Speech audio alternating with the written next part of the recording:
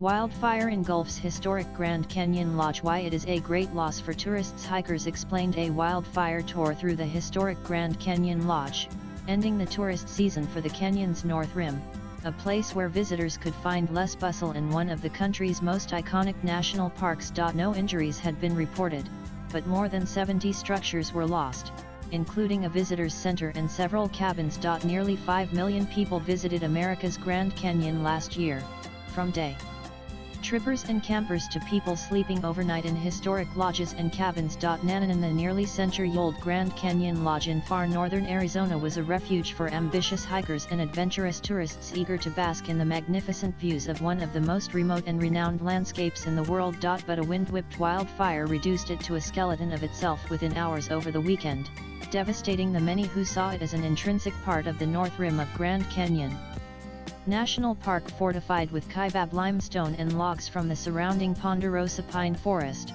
it sat at the edge of the canyon, blending in and enhancing the natural environment. It's tragic, it really is, retired National Park Service Chief Historian Robert K. Sutton said Monday. The lodge itself told a key part of history for both the Grand Canyon and the National Park Service. Gilbert Stanley Underwood, who designed the lodge in 1927, sought to immerse residents in the landscape that now draws millions of visitors annually from around the world with a rustic, organic architectural style. He designed similar lodges in Zion and Bryce National Parks in Utah, Yellowstone National Park in Wyoming, and Yosemite National Park in California, according to the Park Service. Nananan, the Grand Canyon Lodge, the only lodging within the canyon's north rim, was built at a time when the federal department was eager to find ways to engage the public with the country's best natural offerings, Sutton said. For a place as remote as the North Rim, that wasn't an easy task. The lodge was a winding 212-mile 341-kilometer drive from the more popular South Rim, where 90 of the tourists go. Hiking from one side to the other is even more arduous at over 20 miles 32 kilometers with steep ascents at the end. But the historic building's tranquility is a fundamental part of its appeal. You're just on your own. It's just a completely different atmosphere, Sutton said. The drive up to the North Rim was a chance to see a bison herd that roams the far reaches of northern Arizona. The highway ended at the Grand Canyon Lodge, built right up to the edge of the rim. Across the lobby, inside and down the stairs, visitors got a picturesque view of the Grand Canyon framed through the windows of the sunroom furnished with plush couches. Navajo woven rugs hung on the walls and elaborate light fixtures from the ceilings. Nana post shared by Grand Canyon Lodge's Clawjusnanis. The Colorado River cuts through Grand Canyon National Park for about 278 miles 447 kilometers, pushing across northwestern Arizona.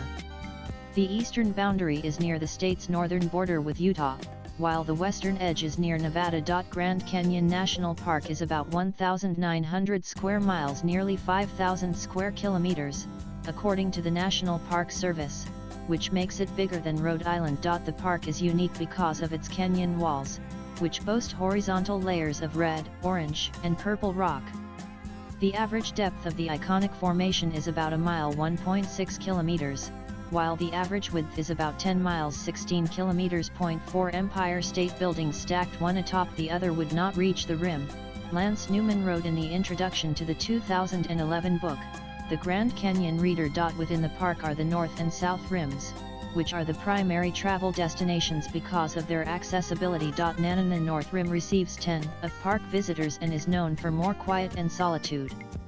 According to the Park Service, it's open from mid-May to mid-October because of the snow. But the wildfires have closed it for the rest of the season, destroying a historic lodge and dozens of cabins. The South Rim is open all year. It's more bustling and boasts a historic district, which dates to when the first steam-powered train arrived in 1901. A car trip between the rims takes 5 hours, according to the Park Service.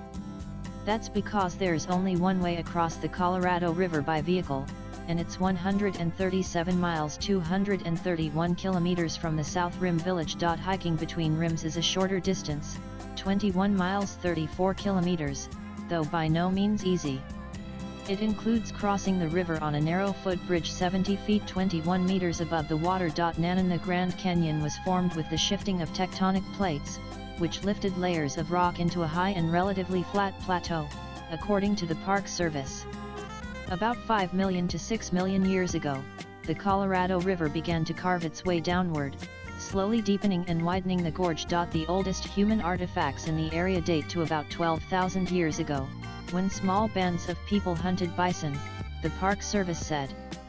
There were gradual shifts to agriculture, the building of pueblos and the development of trade routes.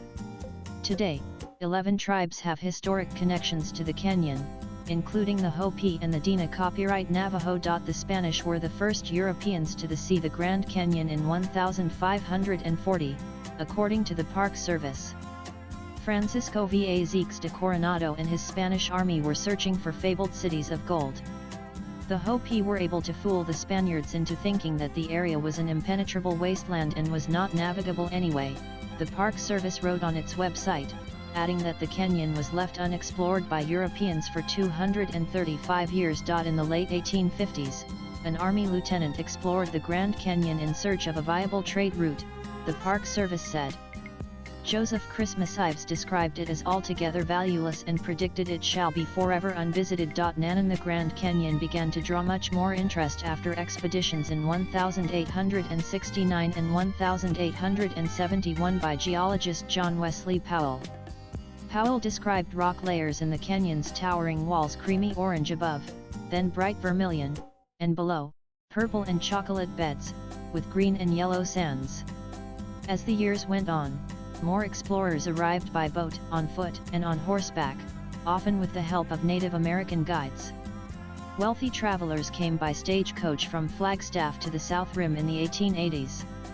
After the arrival of trains, the automobile became the more popular mode of travel in the 1930s. Early entrepreneurs charged $1 to hike down the Bright Angel Trail used by the Havasupai people, whose current-day reservation lies in the depths of the Grand Canyon.